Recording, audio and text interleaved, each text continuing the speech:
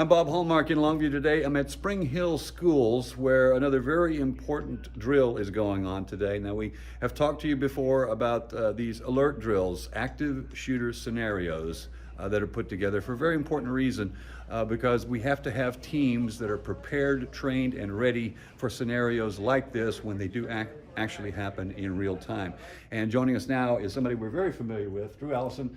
Drew, I guess we had some drills today. You've already gone through, I guess, about 3 different scenarios. Excuse me, I didn't mean to leave somebody out here. Go ahead and introduce yourself. I'm Rick Cocker with the Alert Program. Okay, Rick.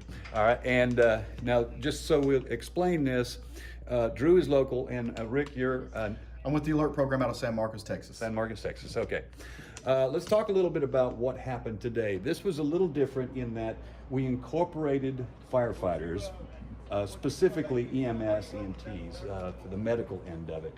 So this was a little different from what we did the last time because this has to be a coordinated effort, is that correct? Yes. Our whole goal is we're training an active attack integrated response. So what we do is we train police, fire, and EMS to respond to an active attack and do a unified command and respond together to be able to stop the killing, stop the dying, and immediate casualty evacuation care. Okay. Now, Rick, one of the priorities here is time. I noticed that was a big factor when you guys were having your meetings, is to say, look, we have to be organized and very quick about who's in charge, right? Not only on the police end, but on the medical end as well. Is that right? Absolutely. We find in these type of incidences that everything happens very fast and it's very chaotic. And if we can gain control and gain command very quickly in these type of incidents, we can save more lives. So what we're doing, we're trying to bond fire and EMS together with law enforcement, develop an incident command, develop that communication, and go in, push in, deal with the problem, and then get these patients to a higher form of definitive care.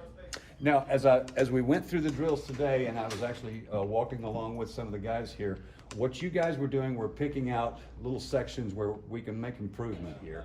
And one of the factors was somebody has to take charge. Somebody has to step up and be the person who's going to be giving the orders. Is that right? Correct. We really stress our incident command system from the first officer on scene all the way to a unified command system with our fire and EMS.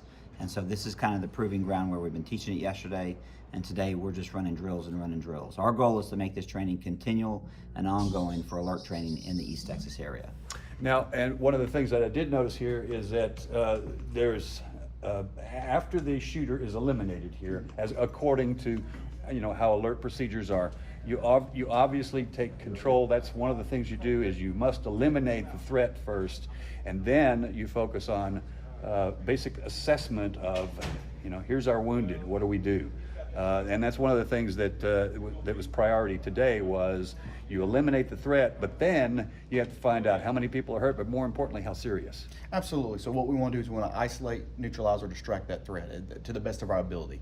Sometimes the threat might not even be there, and we've got to train law enforcement to deal with the problem at hand. We say what's important now, and a lot of time that's saving lives, that's providing that medical need. That's why our law enforcement officers need a higher form of medical training. That's why we bring in these fire guys and these EMS guys, because they have that available training, as well as we're teaching these fire guys how to work with law enforcement so we can communicate better, push in, deal with these issues, and get these patients out of this building, because we can prolong dying here, but we have to get them to those hospitals. We have to get them to that definitive care to where they're actually going to be saving those lives. Okay, both of you together here.